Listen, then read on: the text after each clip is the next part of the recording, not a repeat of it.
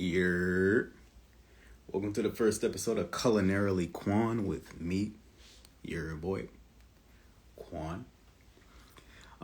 Essentially what we got going on here is I got my notes over here. I need to start wearing my contacts for further notice because you guys can see my whole screen in my face for real. But yeah. Very first episode of Culinarily Kwan. This is where we're gonna talk about food, our connections to food. I'm gonna bring on some local foodies onto the live. It's basically gonna be like a little talk back and forth between people that are invested in the culinary world and the food world. Again, it's called Culinarily Kwan with me, your boy Kwan. So we're gonna go over nostalgic foods, current food favorites, culinary beginnings, future plans, and it's all about connecting with fellow foodies, sharing stories, and learning from each other. Whether you're a seasoned chef, a home cook, or somebody who just loves to eat, we're gonna get it in. So while we wait on our first guest, we're gonna actually on a twice a week basis have a guest come on and talk about their unique food journey, along with the live Q&A session from the comments as they grow, as we grow. There's going to be people in here that want to share their stories, that want to share what they do with food, how they got into food, what their favorite foods are. And that's what this is. We're really expecting you to jump in, ask any questions that you want to ask. And eventually, how it's going to go is we're going to have a recipe that we're going to pair with each of the episodes, with each of the guests. And so you yourself can grab a snack, settle in, and we'll start on this delicious story together, adventure together, journey together, whatever you want to call it. So like I said, I got my notes over here. I'm going to be looking at the notes every now and then. And so as we move along, it's really just going to flow into a conversation style instead of like an interview, because that's not what this is supposed to be like.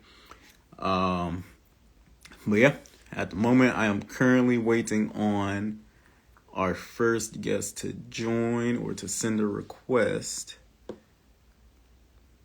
But it's taking a second. So I'm going to go ahead and send him one.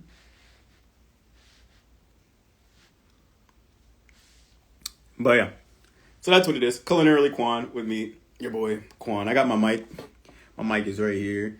It does absolutely nothing. It's not even connected for real. It's connected to a computer and I'm talking on my phone. But I like the aesthetic. While we wait for him though, I'm going to jump and start talking about some of my things. So we got nostalgic foods. Some foods that I do remember how I even got into my journey with the culinary world was the SpongeBob SquarePants episode with the jellyfish jelly burger. It looked like it was gas. I'm not even going to hold you. I didn't even know what gas meant at the time. But I went ahead and gave it a try. I had the Welch's grape jelly. I had the frozen beef patties, the Bubba burgers. And then going from there, I kind of sparked my interest. I wanted to try a bunch of different ways to do this. Let me see if I can find bro and get him. All right. I just had to shoot him a quick text because bro's going to be the first guest and he running late. Like, I had some difficulties with lighting. We were supposed to start at 7:30, at 7:38, but like, where you at, bro? You're embarrassed to be here.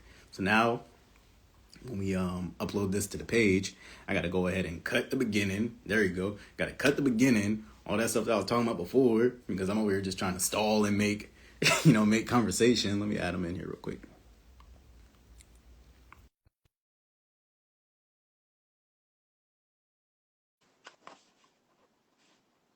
Mix up. There we go. You over here trying to get perfect lighting, man. Double Rooney, And I'm just man. out here letting the sun do its thing. Nah, I'm over here stalling, bro. I'm like, yo, where bro at, man? Like, let me try to see what's up here, man. Nah, I'm here. Nah, perfect. So I was basically telling them what was going on here. It's the first episode of the series, Man, Culinarily Kwan with me, your boy Kwan.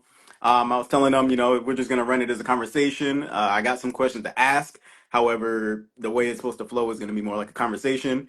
I do got my mic here. It got nothing going on here. I'm talking on my phone. The mic ain't connected, but it's for the aesthetics. You feel me? you just gotta start. Absolutely. Y'all want to get a good setup? Hit the donation in the IG bio. You feel me? by the new Facts. man. Uh, so basically, how this is gonna run is we're gonna be talking about. Let me go over my notes again real quick. Doo-doo-doo.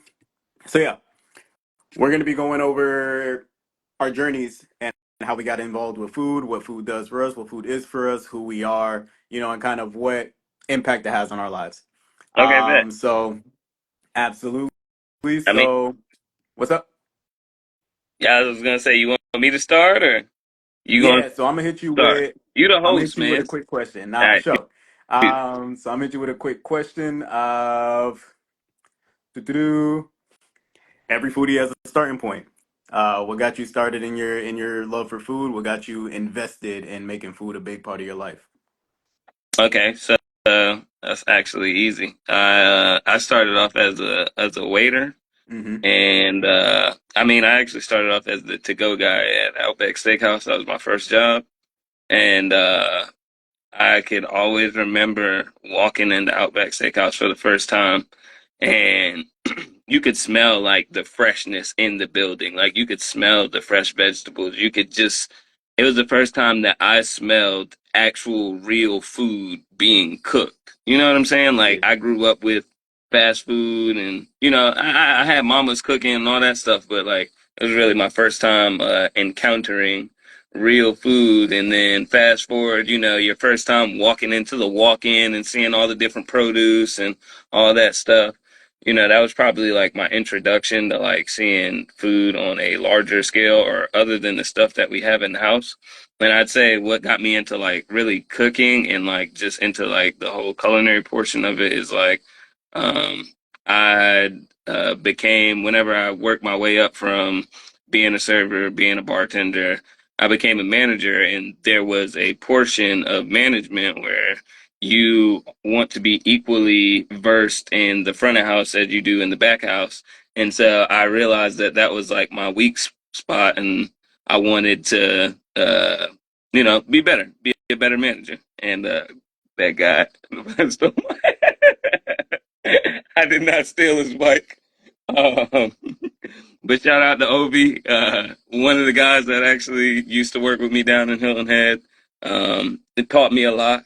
Um, and I will say that that was like one of the biggest things that um, I'd say like ushered me into the food world is moving down to Hilton Head and having to learn the kitchen part of it. There were a lot of times where I was just learning. Like I was learning the whole thing on the fly. I wasn't good. I was good in the front of house. I know liquor. I know beer. I can sell you stuff. I can talk to you all day. But cooking was, I didn't know how to cook yet. And so going down Hilton Head and becoming a manager and having to be in real life situations where, you know, dude might call out or you might not have somebody got to cook it like and you the manager and everybody looking at you, so it just became a moment where like um I kind of found a love for it. I started you know upgrading my chef bag and started cooking for myself and finding out, hey, this is actually kind of easy. And from there, that was just kind of how that started. For It's sure. just being a manager. Absolutely. That was a great intro. Necessity. Um, did skip a certain part. Would you go ahead and introduce yourself real quick? Tell us who you are and what you do. Um, now that we know your whole background about how you got into food, give us your name. Kendron, I go by Dubz. Most people know me as Dubz. Um, I've been in, or I did restaurant work for 10 years, and now I just sell phones. Now I'm out of it, but I still cook. I'm still active in the food world just by way of my stomach. For sure. Nah, man, a Yeah, foodie at heart. yeah, foodie at heart Um, all day. uh, uh, basically, I'm about to leave. Good, you can stay here. Uh, basically, um, that's really what it's about. There's a whole genre of people that are going to be on here that are chefs, that have been cooks for years, that are back of the house aficionados, and we're gonna run into a lot of private chefs. We're gonna talk to a lot of dietitians and nutritionists. But one thing that everybody who's going to be on here has in common, and one thing that everybody can relate to that's not what any of those people's titles are is being a foodie. So if you're, Yeah. you I, know, like that's why I wanted to kick I've off episode one eaten like this. food in a lot of different places. I can tell you about barbecue in more than one state. I can tell you about eating. I had some questions for you. I was gonna ask you about, with a background in Outback Steakhouse. I have my questions about the cow. What's your favorite steak? My favorite steak, Yeah, like your favorite cut. yeah. Uh, we were talking the other day about what I wanted to do with this upcoming thing that I got going on or whatever, and Yeah. I was really debating between the ribeye or the New York. You feel me? But think I I think a ribeye, bro. But if it's like not on some, and this ain't even me being bougie because I'm a man of the people, but like Mhm. a ribeye, a ribeye that's not like a nice quality ribeye, not something from like a Food Lion or a Walmart or whatever that brand. Actually, when I was down in Miami, there's a chef. He's gonna be on. He's gonna be one of our guests coming up soon. Or Um, his name is Chef Billy G, bro. He got a plug. He got a steak plug, right? And dude only works with grade A Wagyu beef, and like he does beef Wagyu hot dogs. He does the steak tartars. He does everything with the grade A beef Wagyu, yeah. and it's like when I want to say he served us a ribeye at this baby shower that one of my clients had, and so when I had that, like nothing else ever compared. Like I'm not even a steak guy, and I never understood when people were like, "Oh man, like when you Yeah. cook a steak and it just melts in your mouth." I'd be like, "No, I don't know when a steak melts." Like that just that Yeah, I hyperbole don't is know what so that means. yeah, like that hyperbole is so crazy to me because I'm like I've never had a steak that I didn't have to chew, but this steak right here, bro, like I was spending my hard earned money on this steak, like it was crazy. So I gotta go with the ribeye because it changed my life. Like I was like, man, like I wasn't even a steak guy. Like this made me a steak guy. Um, All yeah, I right, love it. all Love a right. good So, steak. are you like a steak racist and you just have to cook it one way, or Uh, yeah. you're a steak So my racist? yeah. My steak gotta be pink. It gotta be pink on the inside. So I like a good medium steak. I don't like my steak medium well. I hate having to. That was my whole beef with the steak. Is having to chew it. Oh But if wow. you cook a like, that was my entire beef, bro. I hate chewing steak. Like I feel like just like some people love it because they're like I feel like an animal and da da da. But it's like nah, bro. Like I hate that. Like if I'm not finna have to. I don't want my jaw to be hurting after I finish my meal. So All like. right, so I know we're completely off topic, but there is a middle ground where the steak is no longer tough. Like nobody's saying you got to eat a well done I steak, hear you. but there is a spot that is medium. You can cook a steak Oh, medium well and still leave pink in it, and now it'll let me still also be say though, buttery soft. right, but I love a medium steak. It's the texture too. You feel me? So like I like when my steak is a little like not gummy. Fleshy. You feel me? It Yeah, I like feels it when like it's flesh. I like it when it's a little fleshy. I almost said gummy, but I don't mean Ugh. gummy. But low key, it's like I'd be like, oh, like if we really talking, like if you want to feel primitive or animalistic from eating a steak, eat it this way. You feel me? Like Yeah, it's nah. See, I'm not in it for that. I'm not in it for that. nah, man. I like it. I don't like feeling the steak like break apart. You feel me? Like I'm tearing into the steak or anything like that. See, but see, no, no, no, no. See, that is a well done. That's like past well done, bro. That's like just Nah, an bro. overcooked I've steak. had some. I've had some steaks that just didn't. They had the look, but they didn't have the feel that I was looking for, bro. So it's like I I gotta. feel you. And I Nah, feel like as I I get get what you're saying. older, I think as I get older, my rarity is gonna go down. Like it's gonna keep getting closer and closer to that black and blue. So I'm not even Uh, gonna hold you. I love it. I love a good fleshy steak. yeah, nah, I'm gonna pass, but we can. All right, come on. I bet. So, da-da-dum. One of the things that we're gonna be going over in this series is nostalgia. So the foods that we used to eat when we were younger no longer exist. A lot of them no longer exist today just because of health regulations, laws being changed, hmm and then the way food trends come and go quick. So, is there anything that you used to eat, whether it be a snack, a candy, a dish, that you're like, man, like I can't find that nowhere these days, and it really brings me back? So to be honest, I wouldn't say I can't find. Well, actually, there's one that I can't find anywhere. So there used to be like this candy. It was like a Swedish fish, but it was like neon blue, green. It was like teal with white on the underbelly, but it had jelly on the inside, bruh. I swear to God, I used to get them from what is that?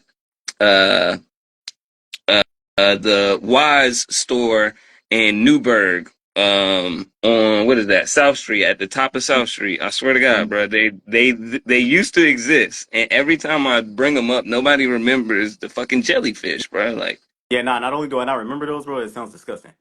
It's like a nah, Swedish they fish with they a were jelly they inside were, of it, bro. bro. You Huh? said Swedish fish, like with like a blue Swedish fish with jelly inside of it. Yeah. So Nah. it's like a Swedish fish, but a gusher. Okay, that's a better description. That's yeah, yeah. Yes, I could get behind it. I can yes. get behind it. Mm-hmm. Okay, no, that's fair. I think everything that I like, I am like a, a little bit younger of a buck than you. So I feel like everything that I like growing up just like keeps making a resurgence because that's like what's popping these days is just bringing throwbacks. So I mean, my biggest thing was like cereals, like you feel me. Whether it's like Okay.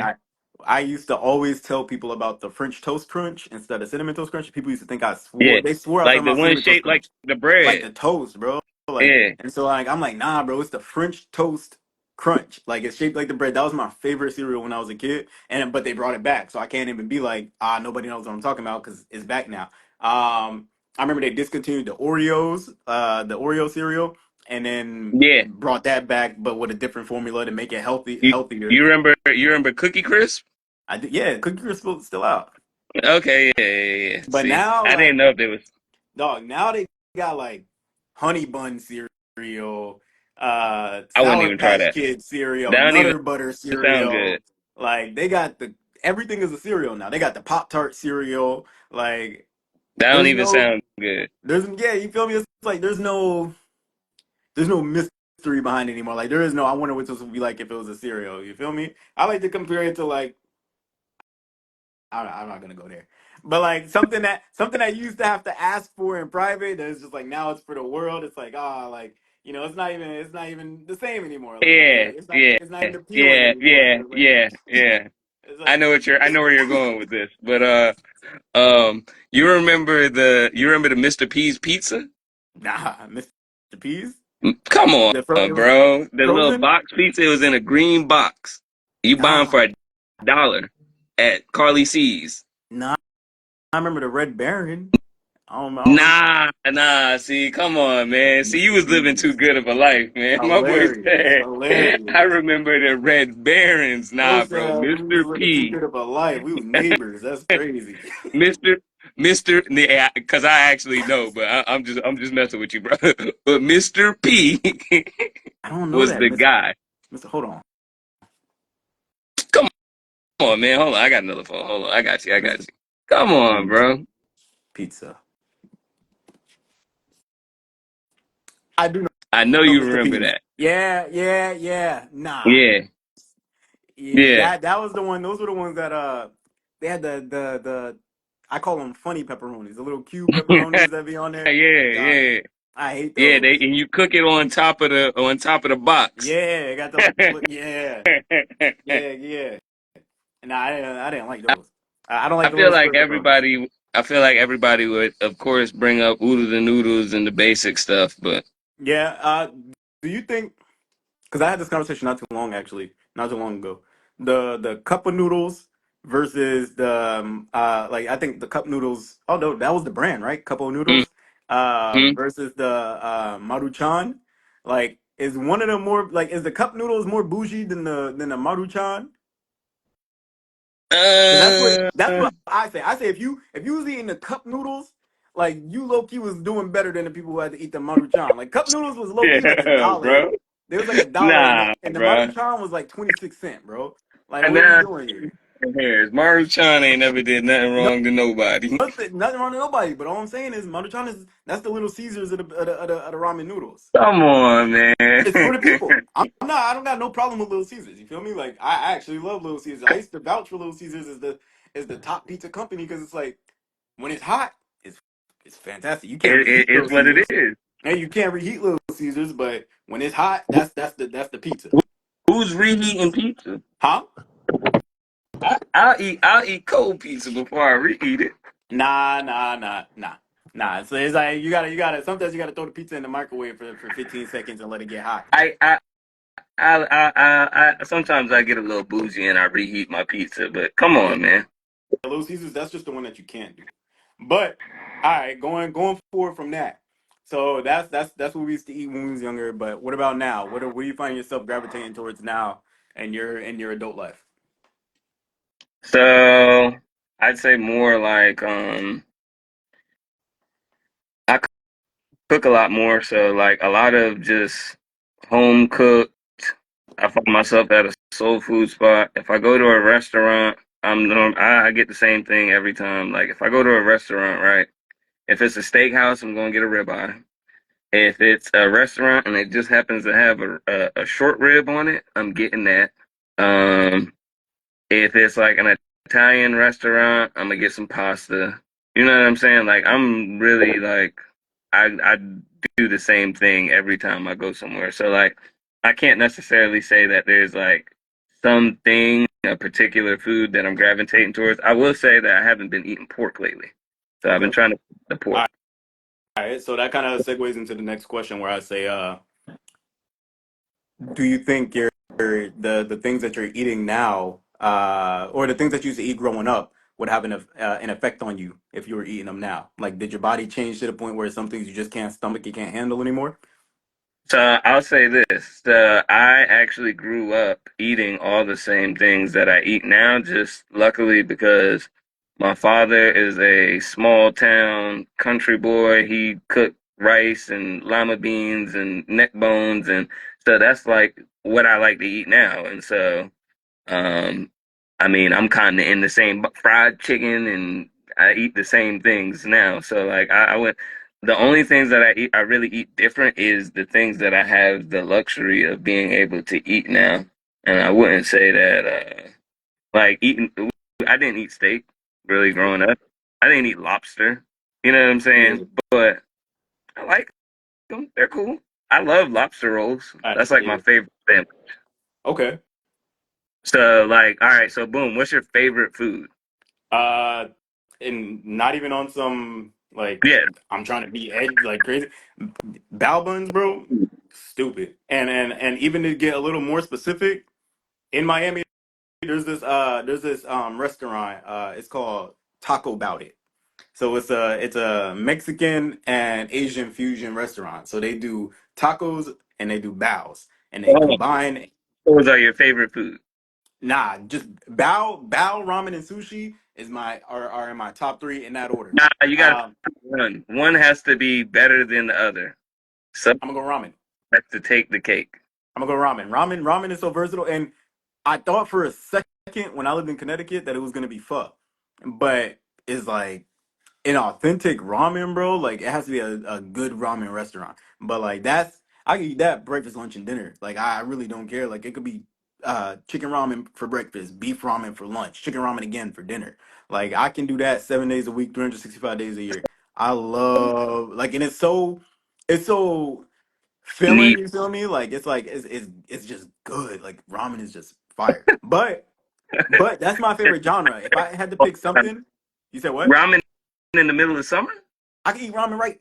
I can eat ramen today. It was 94 degrees.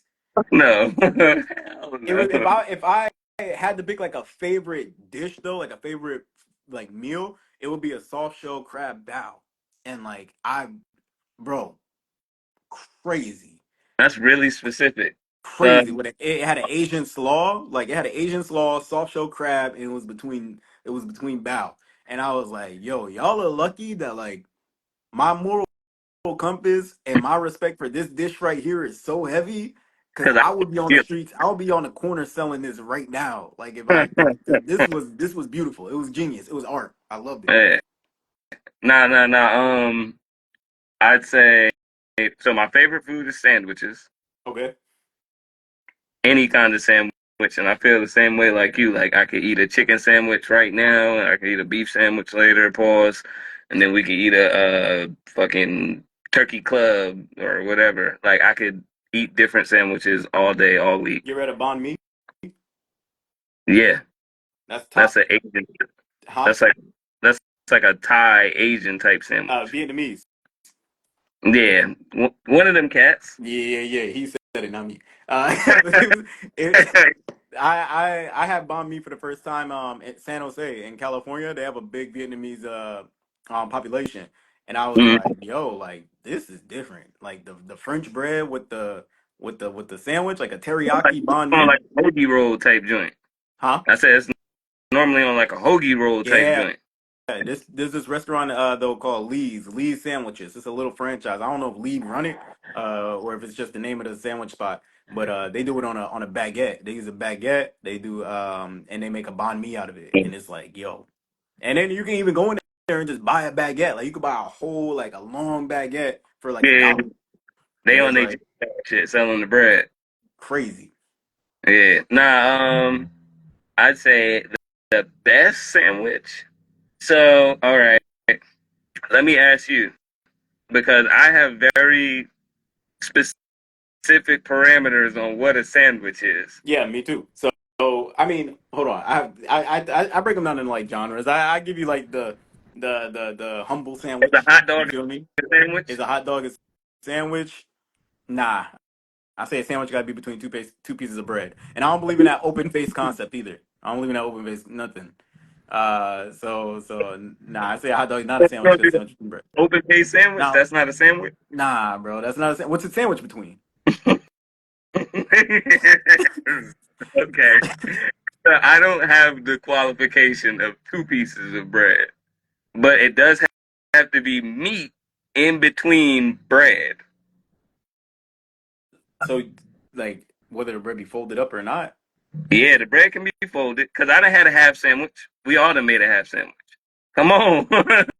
So it's a thing. Yeah. So I had to dial back my qualifications on that. But yeah, definitely. So it's a piece of bread. You can have multiple pieces of bread, but you gotta have a piece of bread. It has to have at least one piece of bread and meat in between. So it can't be the meat on top. So I feel you on that open face sandwich bullshit. That's not a sandwich. That's just Right. meat on bread. That's a dish. You cut that. Facts. Like, Yeah. yeah, that's disgusting. That's not a sandwich. I also don't Don't do believe in like the burgers with the lettuce, like on top, lettuce on bottom, what they call that a sandwich, like a yeah. healthier sandwich, and whatever that whole Flying Dutchman nonsense was that was happening over the spring, where they Ugh. did like the The onion. onions, Yeah, bro. Like, just what are we doing here? Like, what are we talking about? there's not So even an onion that tastes that yeah, good. yeah, yeah, facts. Like, ugh. But not if I make a sandwich like for dinner. If I'm like, all right, like what I'm having for dinner tonight, I kind of want a sandwich. It gotta be a Scooby Doo sandwich. You feel me? Like I gotta go to the store. I Yeah. gotta buy I gotta buy the romaine hearts. You feel me? The buttery soft romaine leaves. I gotta buy beefsteak tomatoes. I gotta buy if I'm gonna do See, turkey. man, what are you talking I'm about? telling you, if I got to do a turkey sandwich roll, I gotta have the deli's turkey sliced with the boar head turkey. I also gotta have the boar head chicken. Then I gotta throw like not American cheese. You feel me? Like I'm doing sliced provolone, sliced Munster, and then sliced Gouda on my sandwich. I'm gonna go ahead and toast it. I'm gonna toast the cheese so that melt a little So, bit. Then I'm gonna throw hold my on. spread on. It depends. It depends on if I'm toasting it or not. Because sometimes Nah, I like my cheese cold. nah. If I'm eating it for dinner, like I feel like cold cheese is for a snack.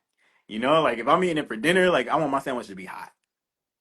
Nah, because I can get a good roast beef sandwich for pause for dinner and be good. A cold one. No, cold roast beef. Hell yeah. All right. Um, Gas. You nah, but my sandwich, huh? like pastrami? Nah, I don't like those kind of cuts of meat. I don't like pastrami. I don't even like even with like prosciutto and stuff like that. I don't like none of that. Like if I'm eating sliced meat, it's just your regular boar's head, sliced turkey, sliced chicken, sliced. But I'll tell you why. Is because over the summers when I was growing up, we used to have to go to New York. You feel me? We used to have to go to Poughkeepsie, and Yeah. so we had to go to Poughkeepsie to go hang out with our dad. Da da da. And so whenever he wanted a sandwich, he would go down to the joint and he would get the sliced deli meats and everything like that. But when we was at the crib back here out in North Carolina, we getting the circle deli meat in the package with the yellow lid on it, bro. Like, and I so I'm like, yo, like the fresh like I'm thinking they slaughtering chickens in the joint, like and I'm like, yo, I'm like, dang, like that chicken right there, like that's the sandwich chicken. So we only got it. I was always broke, so we only got it in New York when we was at our dad house, and so Yeah. it's like it kind of formed like this kind of connection that I was like, yo, that meat like it's summer vacation, we ain't got no school, we all having fun all the time, and when we get hungry, we eat in the sliced boar's head chicken and boar's head turkey. So it's Yeah. like all that pastrami, salami, all that stuff. Like I don't like the pepperoni. I don't like none of it. So let me ask you how you feel about because all right, so from foodie to chef, how do you feel about caviar? I I think it's a funny concept because I think it's one of those things. Caviar is 100% the hill that I would die on, clout based. So because it's like, but I think it's people who order caviar. You kind of got to watch them a little closely, and you'll get a whole human experiment out of them. Like it's like a observation on society because like you're really gonna spend X amount of dollars on fish eggs, and it's like it doesn't have any value for you, like you feel me, nutritionally. Right. You're not getting enough portion that it's gonna ever fill you up. You're eating it with crackers or as a garnish on something. The more refined the caviar, the richer the caviar, the rarer the caviar is gonna run your pockets, and it's like whatever you're gonna eat after the caviar, you're not even gonna taste the remnants of the caviar after that. So it's like those people who do that, I'm curious about other facets of their life that they feel like they got to do because I don't think you're ordering caviar by yourself if you order it regularly when you're out at outings. Like if I order caviar every time I go out with a group of people, I want to know if I'm on the outside looking in, if I order caviar when I go out and eat by myself. Hold on. Does my sound the same? Somebody tried to call me in the middle. Nah, yeah, you're good. Hold on. Let me just hold on. Don't keep calling.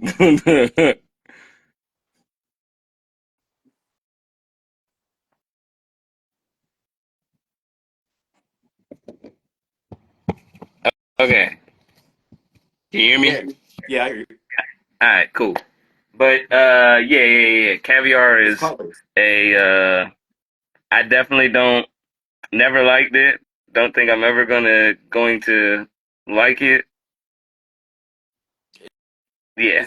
It's not. What? I now like I have had caviar that I was like, all right, this tastes okay. I've never had caviar that I was like, wow, like I I would need to buy this again. buy this. This Yeah, like justifies the right. price.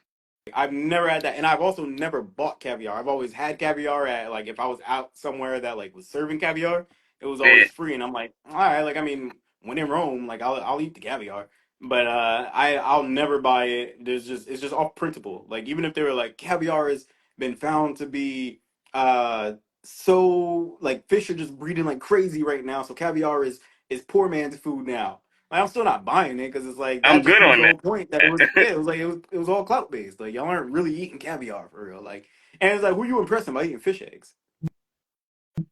Some You feel me? Like those are people think that that's the, you know, yeah that makes them look cool. yeah that's not the circle I want. The people who think I gotta eat the caviar to be refined or sophisticated or gourmet. But that also brings me to this like I like going I've been in some really like fine dining places, like some high gourmet places. I've been to two Michelin star restaurant, and it's like the people that I was with, like one time I went to this Michelin star restaurant, and my homeboy that I was with, he was like, "Do y'all got wings?" And I was like, "I like that."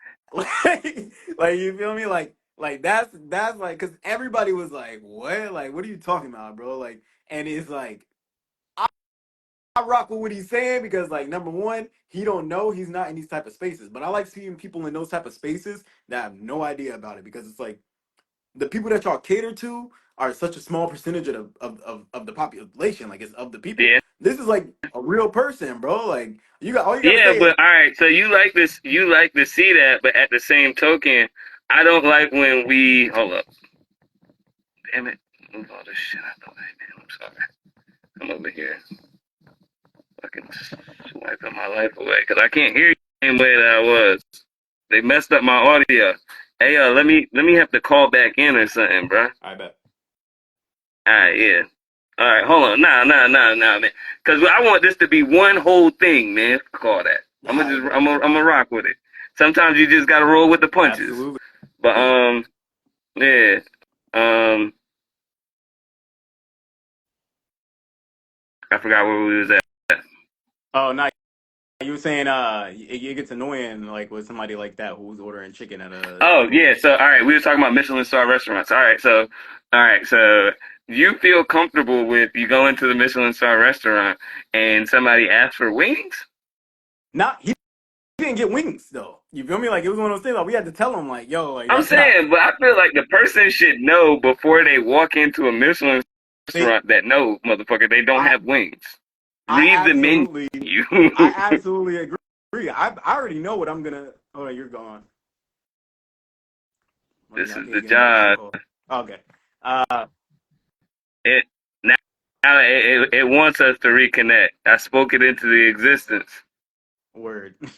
So my thing is, I already know what I'm gonna eat before I go to any restaurant. Like I look up the menu and I already got my selection. But I do understand that there are people who don't have that kind of like uh uh diner etiquette.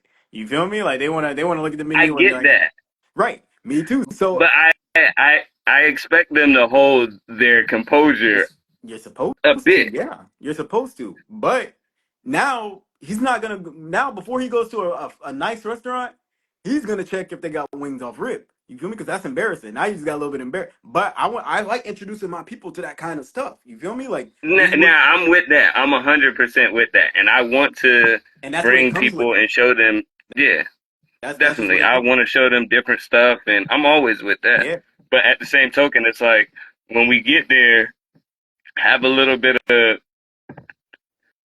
don't if you don't know what to do, don't do nothing at all. Just enjoy this shit yeah, and learn how to be in this space. But right. don't go off the wire and come off the cuff and be like, "Hey, yo, y'all got wings?" Yeah, Cause nah, okay. It wasn't like that. Cause he gonna watch this and be like, "No, that's not even what happened." But like I'm he just saying that's how it sounded. yeah, nah. He was respectful about it. He was like, oh, like you looking at the menu, da da da. He was like, oh, dude, you guys serve wings? You know, like it wasn't like, hey yo, like y'all, you feel me? Like he was just asking a question. You feel me? Like no, like, but you feel Respectful. me? And then the kind of person I am is like, you see wings? Like you feel me? Like do you see wings? Like you see chicken, but you don't see wings. But it's like he don't know what chicken piccata is. You feel me? So it's like he's not used to eating out at somewhere, So it's one of those things where, like at the school at FTCC, um, over the spring, me and one of my coworkers, we did an etiquette class for like the Yeah. like a mentorship program, like for a bunch of black youth and all this stuff. We did a class where we showed we did a presentation on etiquette as a diner, etiquette as a server, and how a fine dining restaurant operates. But while my coworker was doing the presentation, I was cooking. We did the presentation in the kitchen, so I was cooking while they were sitting at the tables, like the prep tables, listening to the presentation.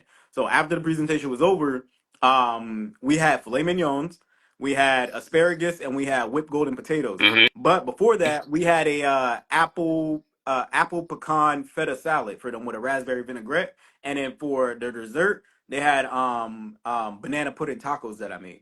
So it's like they were talking about, oh, I this looks like a TV, not a TV dinner, you feel me, but like a dinner you see on TV.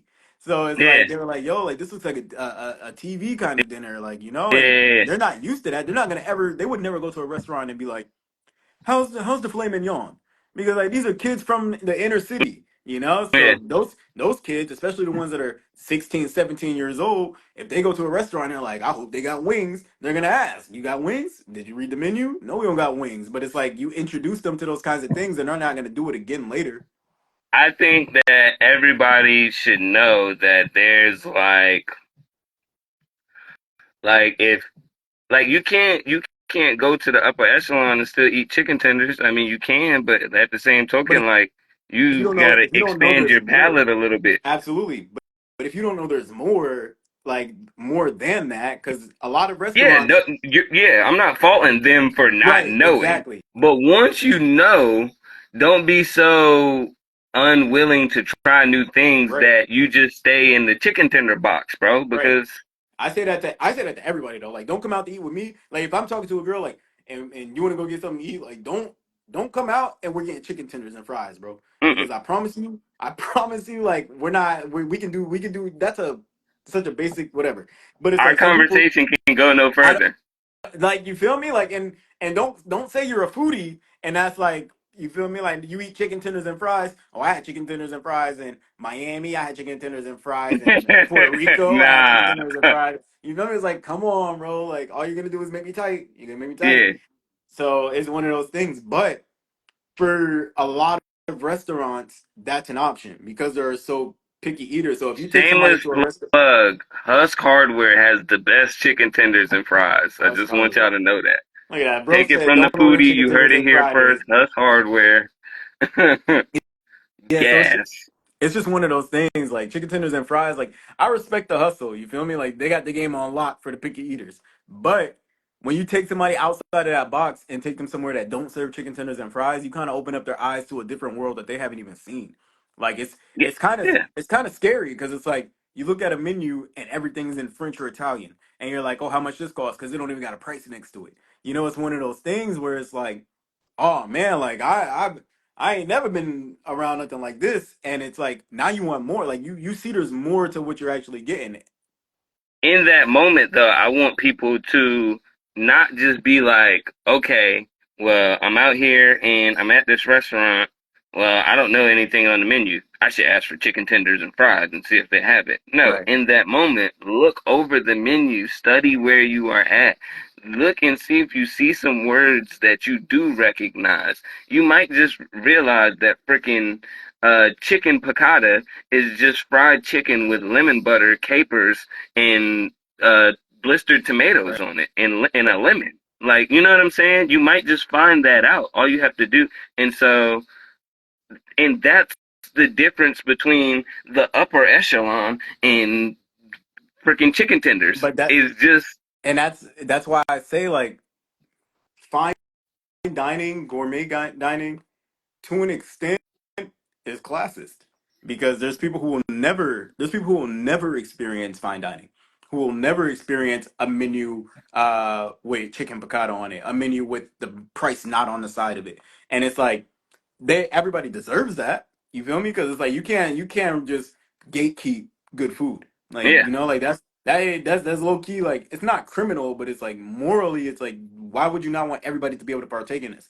And I understand, like, the cost of food these days, and you know, like, capitalism, and you know, like, you make food that's accessible to people who can access it, and you make a bigger profit. If you want to right. eat, right, you can sell more of something at a lower price and make your own profit that way. But I think in regards to the people, like, there's some people that will never get to partake in actual good high quality food, and it's like super disappointing. And because everybody deserves a seat at the table, like, you feel me? Like, it's not. I feel like that also goes to just if you have like a boxed in mentality because like I really didn't start eating different stuff until I went to different places. Like I didn't try um like what's a good one? Oh, I didn't try quail until I came out here in Pinehurst. You know what I'm Right, saying? Like I didn't try. It's another. But once you tell me, oh, it's just like a chicken, or I look it up on the phone and it look like a chicken. Oh, I'm about to eat that shit. You yeah, know what I'm saying? Like, okay, I'll try it. right. And it's supposed to be fancy. I mean, I've eaten squab or whatever the hell it's called. Like, that's chicken, bro. That's just a little chicken. You know what I'm saying? Exactly. Yeah. Like, Yeah. But it so I never vouch, quote unquote, because I do. I think if you want to go to school, go to school. But I never say you need to go to culinary school because I think experience builds the best chefs. But when I ended up going to culinary school, like that's when my palate expanded like phenomenally. You feel me? Because I've been in Fayetteville my whole life, and then I get to culinary school, and it's like our chefs had to do a demo for us, before every class. Like, hey, what you guys are gonna do today is this. This is how you do it. Taste it so you know what it's supposed to taste like, and then go do it. So now I'm like, yo, like I'm eating something different every day, and it's like, it's like it's different. This Devlin in the chat was one of my classmates at Cordon Bleu. You feel me? She was on the bacon side, but like we had a lot of the same classes going forward. But like, yeah, you had a lot of different stuff that you're just eating. Like I got caught lacking on sweetbreads day. You feel me? Like like it's one of those things. Like, but if I go somewhere and they're like, oh, like our sweetbread is phenomenal. Would you guys yeah. like some? I'm like, yeah, let me get some. You feel me? Like I'm thinking it's what you call like the Spanish sweetbread and stuff like that. Like Uh, uh uh, so yeah, I forget too.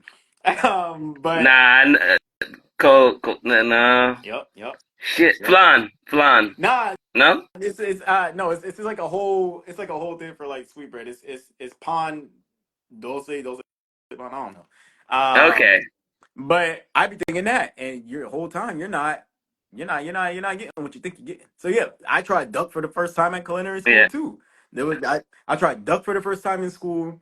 I tried rabbit for the first time in school. I had sweetbreads for the first time in school. I tried a lot of vegetables Check for the this first time out. in school. Where would you get duck in Fayetteville? You wouldn't. Hold on, I'm lying. No, because that's Cedar Creek. I was gonna say like Cedar Creek has sells duck at whole So price that kind or at market of price. goes to like one of your like pillars, or I've heard you talk about before, is like food disparities, and like different places have different access to different foods. And unfortunately, if you live in Fayetteville, you just open to the regular old run of the mill, same old, same old. You about to get some birria tacos, and you about to get some, you know what I'm saying? You get a nice soul food spot, you got a But seafood spot. you know what's crazy? Like you using birria tacos as an example. When I used to come through and visit Fayetteville while I was gone, like that surprised me that we even had that now. And Yeah, it's like Fayetteville is growing. I see the potential with Fayettille as growing and like opening up more restaurants and wanting to be more of a food city. But the thing is, if you're a transplant or if you're in the military and you come here, you're like, oh man, look at all the variety. But if your family's been here for generations, like those people are watching Fayetteville grow and can't participate in the growth. You feel yeah. me? So it's like that's why what my organization is doing, like, yeah, like we're teaching you how to like garden for our own food. But the second half Go of that is how do you cook this to be nutrient dense and to be healthy and to be delicious? Because it could be as healthy as you want it to be, but if nobody wants to eat it, nobody's gonna eat it. So it's one of those things where like when I was working with athletes, like these people are they've never been told no their whole life.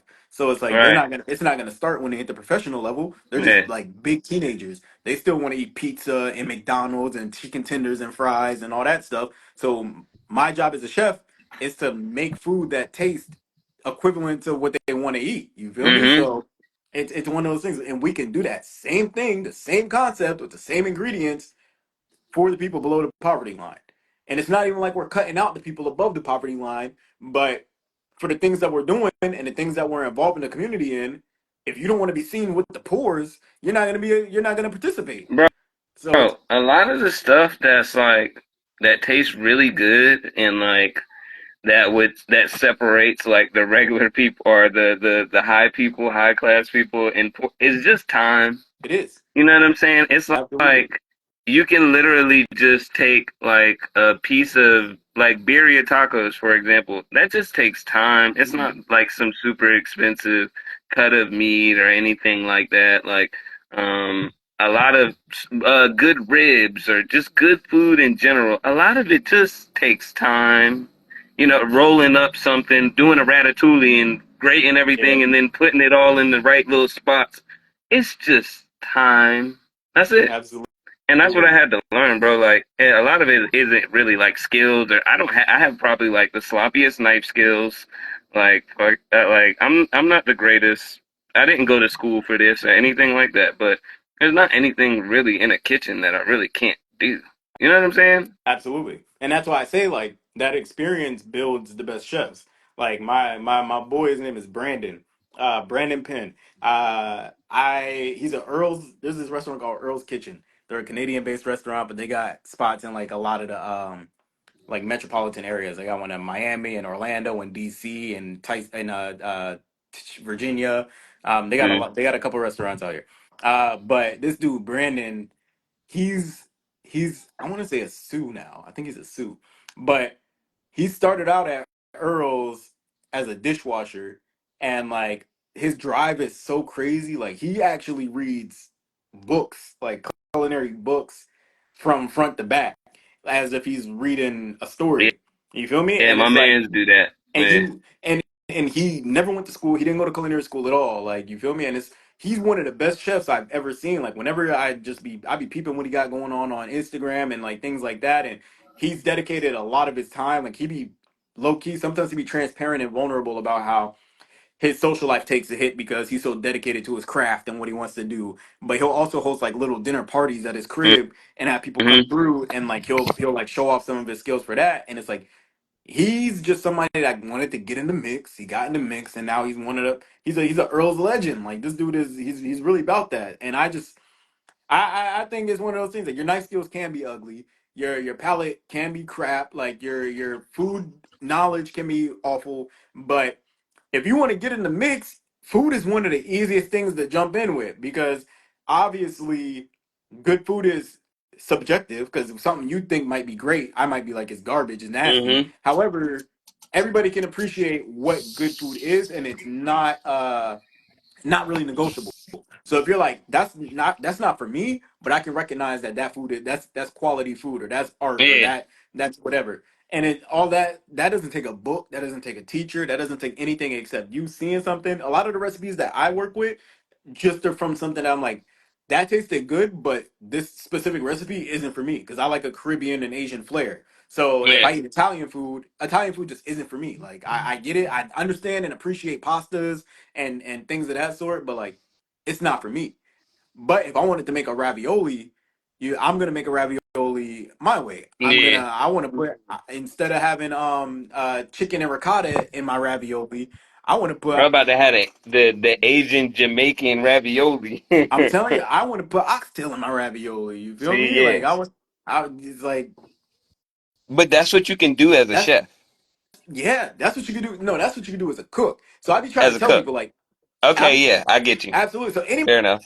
anybody like Ratatouille say, bro, like anybody can cook. Yeah. Like anybody can cook if you want to cook. You might be somebody that burns water, but it's like if you want to, if you want to, the second time you make water, you're gonna watch it more carefully. You're gonna make sure the water don't burn the second time. So it's All like right. now you know how to boil water without it burning. Now you put something in the water. You put an egg in water. Eventually, you're gonna be able to boil an egg perfectly. You know, after a certain amount of time. Now you've mastered how to boil an egg. All So it's right. like, man, if you could boil Now an you just got to egg, build off that. I'm telling you, it just takes repetition. So anybody can cook. A chef is French for chief. That's what people like, when they're like, "Oh, I'm a chef. I'm a chef." Oh, I'm a chef too. So it's like, "All right, cool, whatever." But if we're being technical, like chef is French for chief and a chief is somebody that leads. A chef can run a kitchen. So, and Exactly. that's the difference. And it's like A lot of people don't get that a part though. lot of people don't get that part. And it's like when people are like, "Oh, when you get a restaurant, you should hire me." You probably don't want to work for me because my expectations and how I run a kitchen, I think for a kitchen to be smooth, bro, everybody has to be a cog in a machine and everybody has to do the job right. And if you don't do your job right, you're not gonna like what I have to say because I like moving on correction and then talking about it later. You feel me? I Like mean, is that a I mean that's the definition of a chef, but I think when everybody thinks of the word chef, they're thinking more of what cook. you can cook Yeah. and what you have cooked and can you cook. They're thinking of the actual skill, like you chefing it up. They're not thinking Right. of you leading a crew of people, and they don't understand that the chef doesn't cook. And that's what I be telling people as well. So it's like it's one of those things, but for example, another thing that I try to tell people was like Julia Childs. She's Julia Childs was a home cook. You feel me? Her Hmm. cookbooks were all based on what you can do in a home as a home cook. And then she got so good at what she was doing, she started going on TV shows, she started getting in news articles, and people wanted to see what she could do outside of her home, outside of the cookbooks, outside of this, Right, outside right, of right. that. And now it's like you give her the opportunity to be a chef and she can perform. But because Julia Childs was also in the military. So she's also got, like a leadership quality to her. And it's like all you got to do is take what you learned here and put it in the kitchen. And that's why a lot of people are like the brigade system. The brigade system in the kitchen is the same like the brigade system in the military. You got the person at the top, and then you just got the people at the bottom. Yeah. And then you got everybody in between. You And got the then you sous got chef. people that look, all you do is the pastries. What is it, Chef Dave Yeah. pastry or whatever. And then all you do is you handle the meats and the And you're the shit. And saucier, and you're this, and you're that. And it's like, exactly, if you got questions, you speak to my lieutenants, my sous chefs, and then my lieutenants will report to me, the exec. exactly. So it's like that kind of thing elevated her from a cook to a chef because it's like she had the skill and she had the mentality to be a chef. Yeah. And that's really what it is. It's all in the mental because a lot of people cannot take the pressures of being in a full service kitchen or especially Oh like a yeah, from hell no. from scratch kitchen as well. Like if people get in the mix and things just get too crazy or too hectic or too fire, a lot of people you can watch it happen in their eyes. The lights will go out. And like they'll freeze and they'll panic and you can see their anxiety and it's like, yo, like we gotta You're get to talking work. about when they get so far in the weeds Yeah. that it They completely bro, envelops them. and it's like the fainting goats, bro. Like you just like you see the light turn off and you're like, yo, Yes, like I've seen it. it's like, yo, I've seen many of them go. I'm telling you, bro. And it's like, yo, are we good? And they're like, yeah, yeah, I'm good. And now like they're just like looking like, where do I go from here? And it's like, you do your job. Like Make the next one. right, you do your job, bro. Like, but Just make the next one, bro. they're not even here anymore. Like it's just the anxiety and the panic is so prevalent that it's like they don't even know what to do. And so those people though, when they started working at the job, they're like, I'm gonna be a chef here. You're never gonna be a chef here if you can't get out of your job. Right. Like, you feel me? Like, it's a mentality, bro. Like, you gotta be Yeah. able to overcome that, and that starts like at home. If you're this kind of person in the weeds at work, that's because it's that kind. Like, you have to build that foundation within yourself. And I truly think anybody can cook, but not everybody can lead. And that's just like running a business. Everybody wants to be a millionaire by 40 and own their own business and retire themselves, but And like be a running a business, CEO.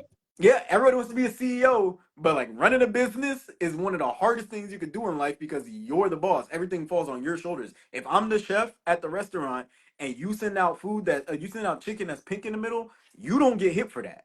I do. That's my name on the line, my reputation on the line. So if you thought you was freezing in the weeds, my name is in the papers now. You feel me? Right. Like and on social media and people are on the What's Happening in Fayetteville Facebook page, Yeah. like posting pictures of chicken with Chef Kwan served me red chicken. I had nothing to do with that chicken. But as a chef, Right. I gotta take that to the chin. And so it's one of those things like anybody can cook, but not everybody can lead. And I also have to have the maturity to be like, that's on me.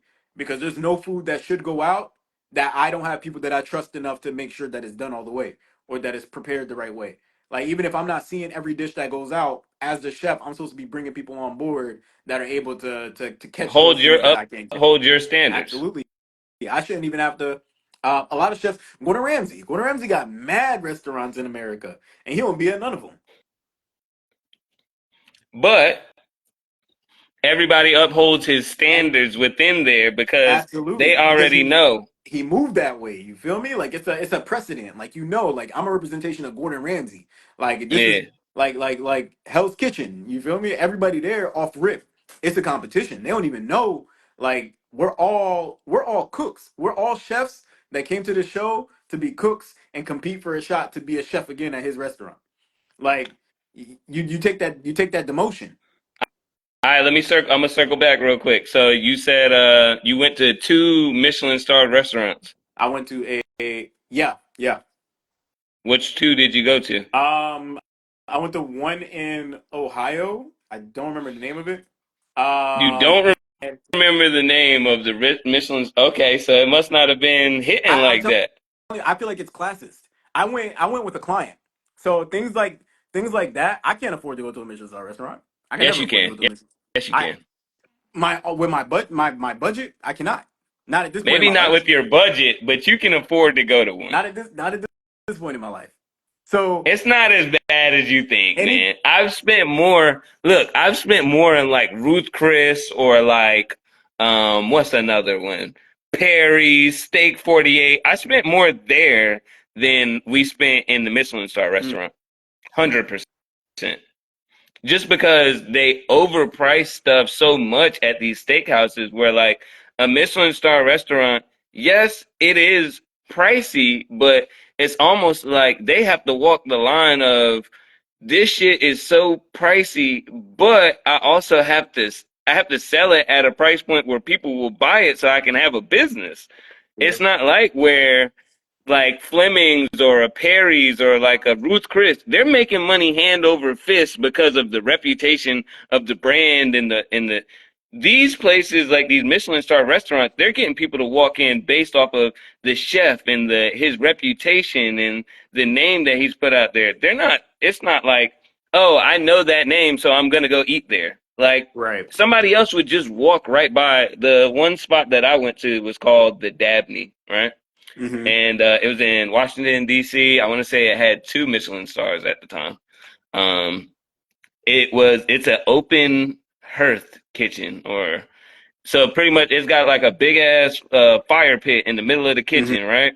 And that's pretty much like how all the stuff gets cooked. So if there's meat on your plate, it was probably hung in front of that big Right. open flame and then they cooked it like that. If there was toast, they put the bread next to the fire and let it toast for a second. And so everything had like this artisanal um it was almost like a caveman type feel to it. You know what I'm Hmm. saying? But the dopest part of the Michelin star restaurant, bro, was watching the open kitchen and watching them cook it. They didn't say a word to each other. Everybody just did like the dance. You But know what I'm that's what I saying? say. Like you're a cog in a machine.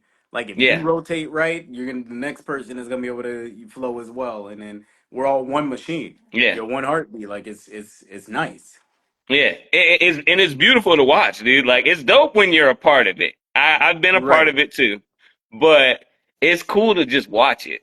Like watch it as you're eating it. You know what I'm Yeah. saying? Like, and you're seeing like, oh my god, this is why this tastes so good. Like these motherfuckers over here with tweezers, just boop boop. Absolutely. Yeah, It's kind of like uh without the murder, of course. Have you seen the menu? yeah, It's like that. Like how like the chef already knew what the entree was gonna be, and he would tell them, like he would tell the audience, we're gonna be doing this, da da da, and then the whole crew was able to just do their thing, and then he'd be like 5 minutes, yes chef, but nobody's talking to anybody because like they already know, like they know what's up, they know what's going on. yeah. All right, all right, all Um, right. I kind of got off topic a little bit. Also, but I just want to clarify, it actually wasn't a Michelin. It's called Club Lindsay's. I thought I was told that it was gonna be a Michelin, but I don't know.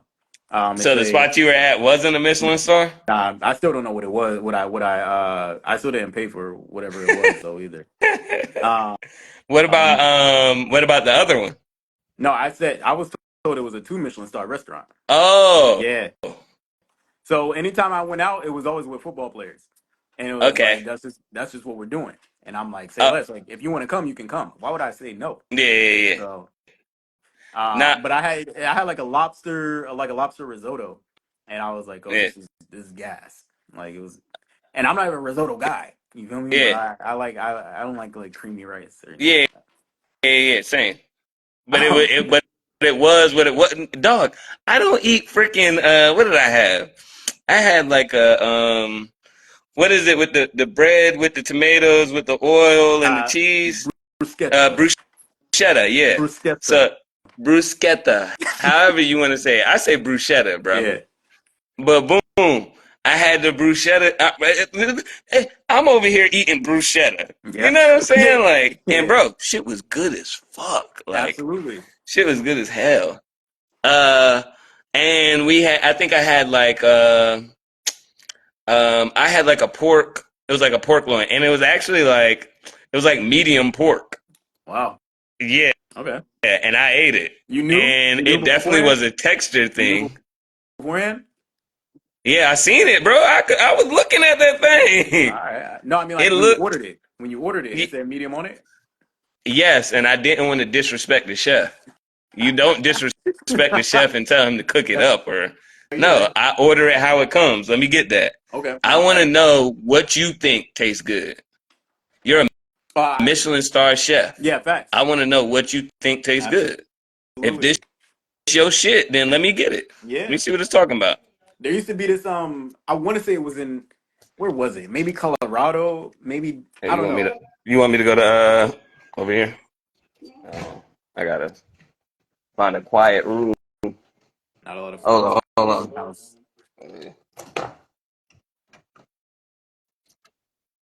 Bang. Yeah. We in here. I don't remember where it was, like what state it was in, but there used to be this chef who he lived in a cabin and his backyard was just like acres of woods. And all he served, I think it was multiple courses.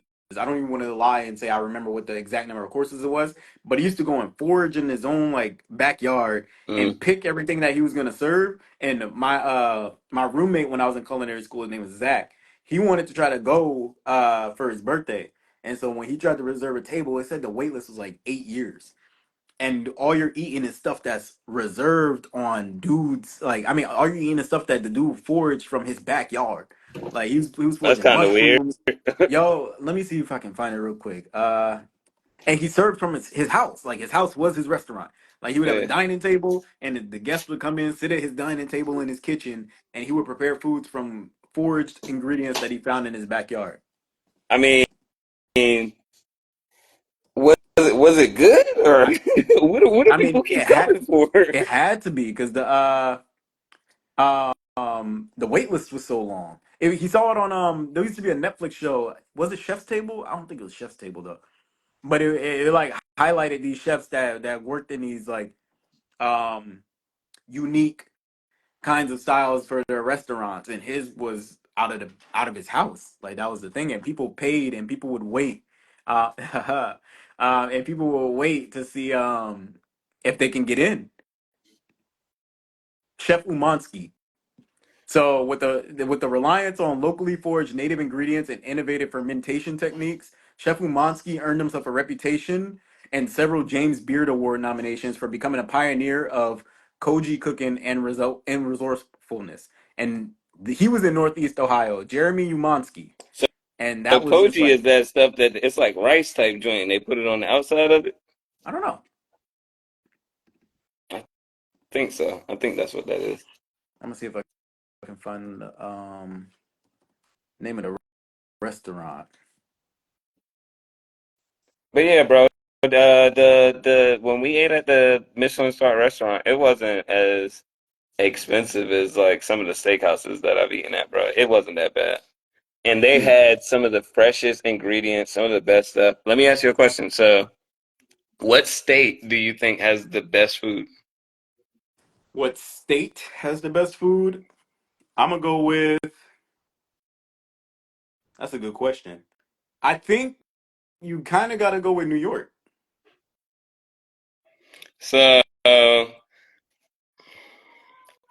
right. I So, would say the New York or I'm. California. What about Chicago? I was only speaking off of experience. I've never been able to. I've never been in the Chicago food scene. You got to think about it though. They've got Chicago pizza. They've got a hot dog. They've got Italian beef. That's their shit. Yeah, number one, I'm not a fan of the deep dish. I've never had one from Chicago. So Never had one from Chicago. So I can't say I'm not a fan of Chicago deep dish pizza, but I'm not a fan of deep dish pizza that I've had so far. I wasn't either until I tried it. Okay, And I'm from New York, bro. great. You know I'm ride or die. You know I'm gonna say on an everyday basis, like if I had to pick one pizza for the rest of my life, New York pizza all day. I need the fold and the grease. I need all that. But if we're just talking about like one slice of pizza just for the day, and you put both of them in front of me, I might grab the Chicago slice, bro. Just cause. Just because it tasted so fresh, it was different. So it was like I was experiencing pizza again for the first time, Yeah. but it was pizza. You know what I'm Right. saying? And the sauce is on the top with the cheese on the bottom. So it's like it was reversed. So it was a little different. And it's just like, but this is pizza. This is what I know is pizza. Right. So it's like, hmm. And then the crust is like, you can't fold it. It's like Yeah. this It's square. thick, Right. yeah. So but it wasn't bad, bro. It wasn't like boom. All this the whole time, I went up there thinking like, yeah, I don't. It can't be as good as New York pizza, but Right. I I have to, you know. It just depends on the day, bro. To be honest. Yeah. Right. And I gotta give it to him. I had to stop in Chicago for a layover. Not a layover. What is it? Where is that a layover where you have to get off the plane and get on another Yeah. plane? All right, back. So I had to stop in Chicago for a layover once, and I got an airport pizza. I mean, not pizza. An airport like Chicago style hot dog. Okay. And I was The like, I mean, Chicago this is dog. yeah. I was like, this is gas. You feel me? But I feel like it wouldn't hit it at the same way as if I would have got it off the street in front of the bean or something like that. Like, you feel me? So yeah, the one in front of the beans smack. Yeah, like I feel like I the got ones that that one. you gotta get the one in front of the bean. So I feel like if I would have had that kind of Chicago style hot dog, maybe I would have been like, all right, Chicago's in the running. But I had a Chicago dog from the airport, and it's like I don't know. I feel like that's not really authentic. It's All like right. eating So you want to Tex-Mex. know who I really would, and I'm from New York, been to Chicago, two great options, but you want to know who really is the winner for me? What's up? Tennessee. Tennessee what? Pizza or food? Barbecue, just food Oh, in general. They got the barbecue game. They figured something out. Cause okay. here's the thing. Here's what Tennessee does. Like all over the Carolinas, we argue about Western barbecue or Eastern barbecue, mustard and freaking ketchup base, right? Hmm. They just make the fucking pig taste like heaven and then let you pick what sauce that you want. That's a whole lot smarter than Yeah, me. nah, Like they facts. they just make it good and give you a good dry rub on it, blah blah blah, and you can pick whatever damn sauce you want to put on it. But this Tennessee dry rub right here, this us, and I have to say, bruh, best ribs I ever had in my life.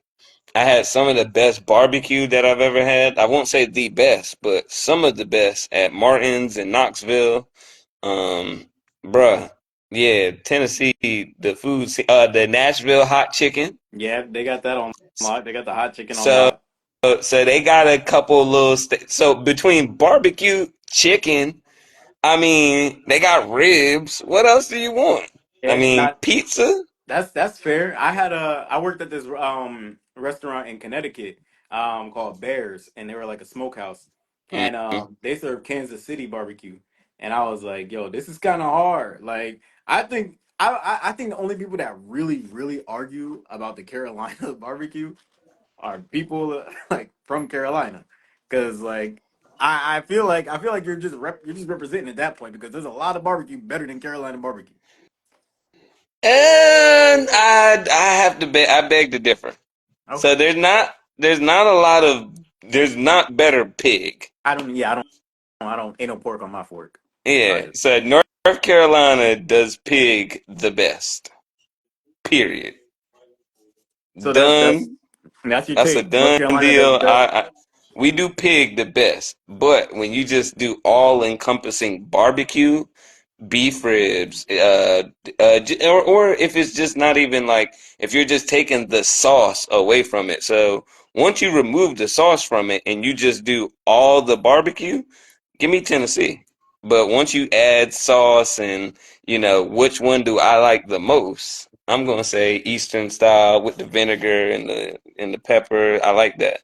But and if I'm in Tennessee, I'm gonna grab the Eastern North Carolina barbecue sauce and put it on the Tennessee barbecue. So Okay. like that's just my jam. But if we talking about I mean you got Texas. Yeah. Te- Um Texas has I haven't beef. I haven't been able to get in with like authentic Texas barbecue yet. Uh Okay. but I have seen some some reviews on some Texas barbecue from a lot of restaurants in Texas that serve authentic barbecue, and their brisket don't look like it be hitting. Dang. Texas, Nah, Texas is where I gotta get the brisket, cuz. I've never seen a photo because I've never been to Texas, so this is just me clarifying. Never been to Texas. All the photos of Texas barbecue that I've seen, everything looked cool, but the brisket doesn't look like something that I would spend money on. Really? I've never seen a photo. I've never seen a photo that like, and I don't Google barbecue photos, but I do come across a lot of food on like my Pinterest or my I cooking do. page and my TikToks and things like that. Um, but like just from running across like all of my timelines from across my social medias, I just be like, it hasn't been a lot of brisket that's come across my thing, but there's never been on some. Oh man, Texas, that brisket is on my radar. Like I've seen some ribs from Texas that I was like, all right, like it looked like they're doing something with the ribs, but I've never like the nah. Listen, there's a place. There's a place. It's in Lexington, Texas. It's called Snow's Barbecue. There's a lady named Miss Tootsie. She's been cooking barbecue for about 50, 70, 90 years. She old, right? It is one of my dreams before she goes to go down there and go get some of Miss Tootsie's barbecue. The lady freaking cooks the barbecue, right? Mhm. And the way she tells if her smoker is hot, she puts her hand on it Wow, and she knows the wow, temperature. wow. That's experience, bro. I need that lady's brisket. And when I take uh uh bro, they got a TV show. She on Netflix, bro. Word, yeah, I'm looking at it right now. Yeah, Yeah. Oh yeah. Bro. You can you can fact check my stuff on the dime, bro. nah, nah, Yes, nah. I Nah, know you're my right. Like yeah, I it know my look, food, bro. yeah, it's looking good. Is yeah, Miss Tootsie is she like that? I want to say her last name is like Thomasina or something like that. But yeah. Uh, as far as just whole states, I'm gonna have to. I gotta slide with Tennessee because Tennessee encompasses barbecue and hot chicken. Yeah, that hot chicken, they did something with that. Yeah, they slapping with that. So I'm gonna just roll with the boys, and Hey, then you you know before you even leave off that, you know what I'm gonna take over ribs at a barbecue? And what's that? I know I said I don't do the pork or whatever, da da da. It's not for no religion or like that. I just don't be liking pork.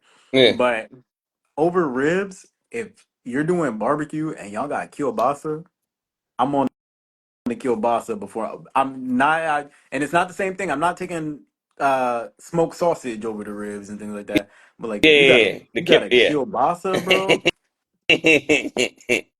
Now you talking about something. The kielbasa is underrated. Like if I go to a cookout and y'all got kielbasa on the grill, I know it's some He grown know he folk on the grill. yeah, his grown folks on the like, grill. Facts.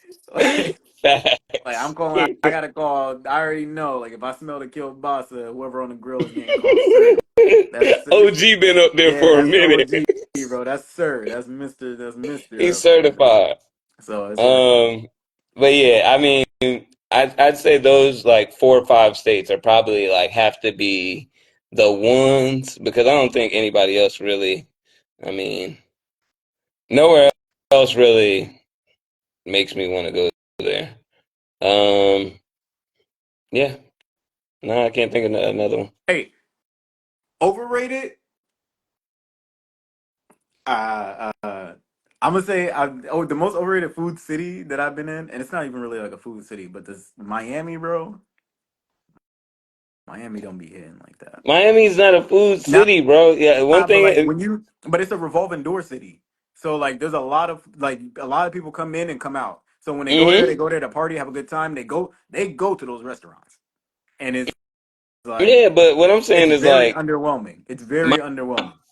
Miami. You go to Miami for that's just like going to Atlanta for the food.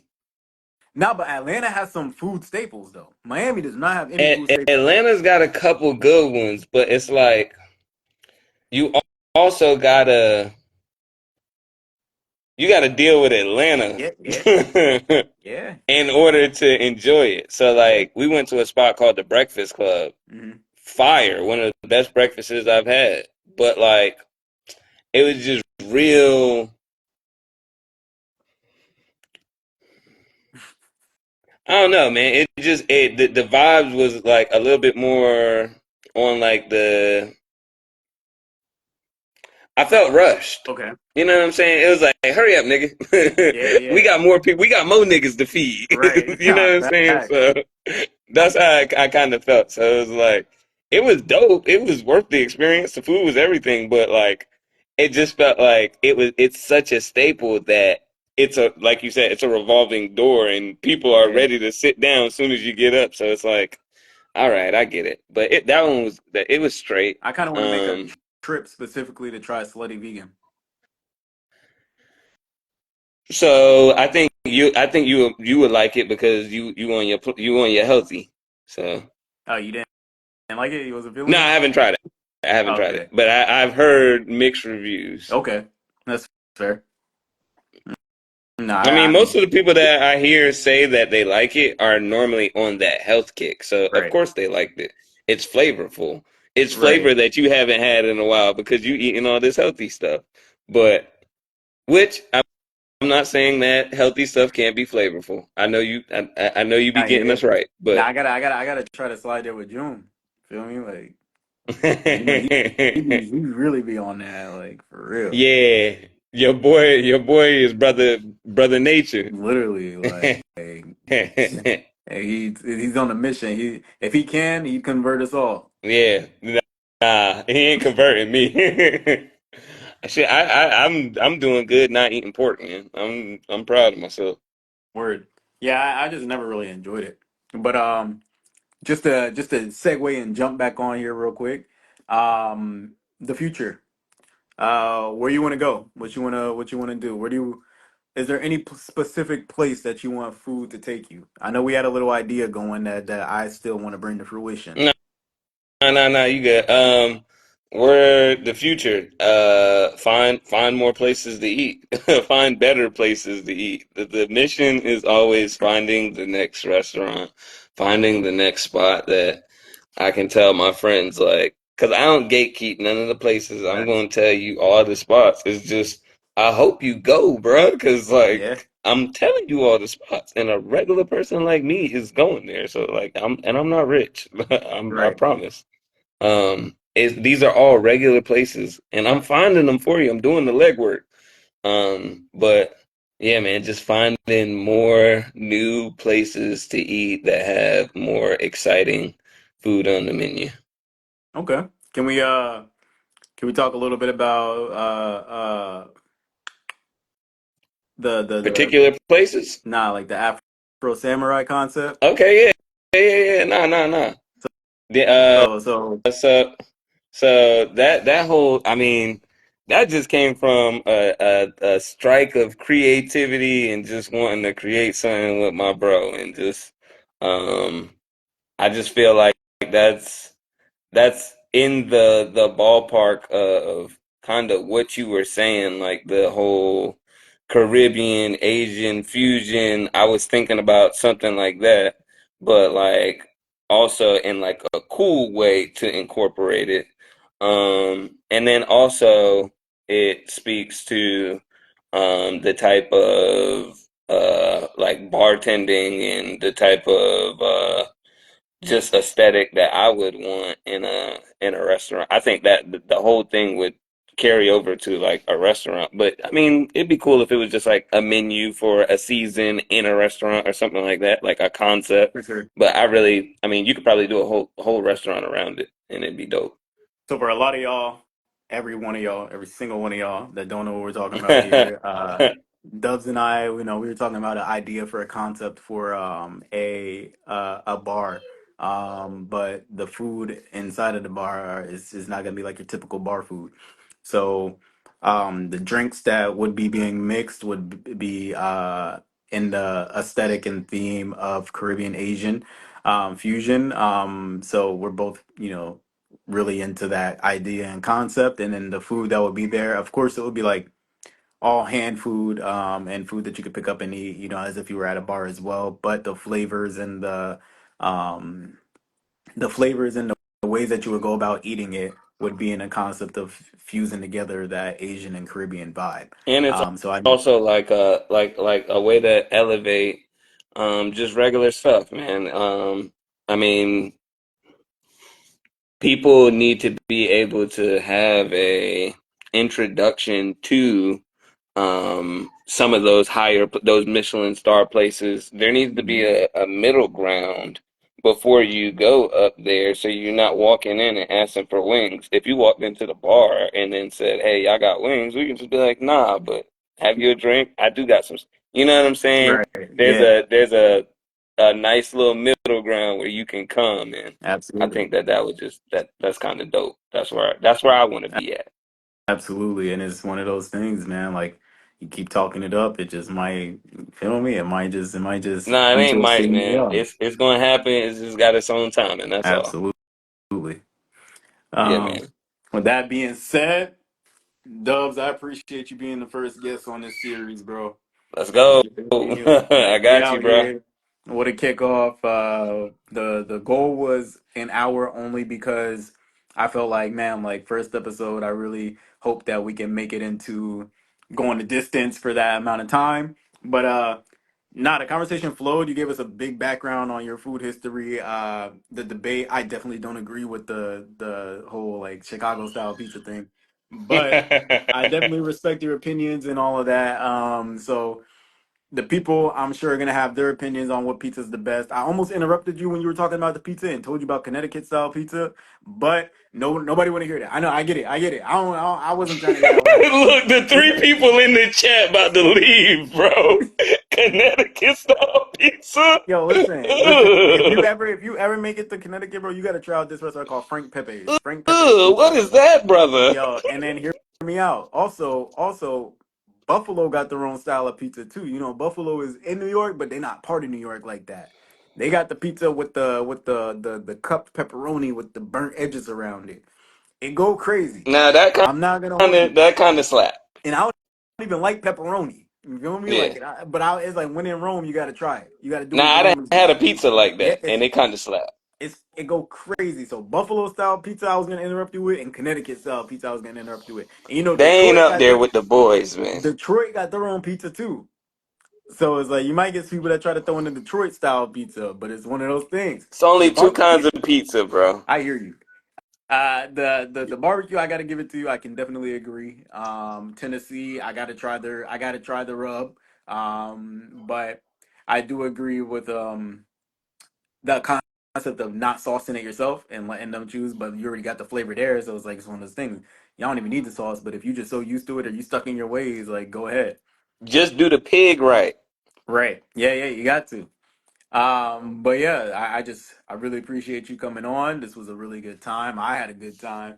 I hope everybody who Say, rewatches it gets something out of what we were talking about. yes, And sir. then and we here. So this is gonna be every Monday and Wednesday. I did it today, this Friday, just because I just wanted to kick off this first episode before the weekend gets here, so I can go ahead and see how long the editing will take for the YouTube channel and all that other stuff. But as you were talking, I already decided what I was gonna clip for some of the stuff. Like you dropped a lot of gems on here. There was a lot of funny moments that I definitely want to just make some shorthand content out of. Uh, Yeah, but but we lit. This was a good kickoff, and I appreciate you for coming out here. already, bro. All right. Anytime. Appreciate you, big dog. Let's see how I do Yeah, I don't even know how this. to kick you out. I ain't gonna hold you. We like old niggas. All right. So if you're still here, I appreciate you joining. This is gonna go up on my page. I'm gonna go ahead and give them a tag if you guys want to go ahead and give them a follow. It's up to you, completely up to you. It's also going on my YouTube channel at Finesse Chef Kwan or Everybody Eats. I don't even remember what it was, but yeah, this is what it is. Usually, as the episodes go on, we are gonna have a little Q&A at the end if you guys want to ask the person any questions. Dubs is just a bona fide natural foodie, so like he said, he worked a lot of front of the house. He knows how to jump in the kitchen if he needs to. But going forward, I'm gonna have a lot of chefs on here that have a lot of chef experience. So if you have any questions about what they do, what they want to do, what they got going on, or you know, just Q&As, at this point of the of the show is when we have those going on. So appreciate y'all. Love y'all. Thank you for coming out. See you guys on Monday with our very special guest.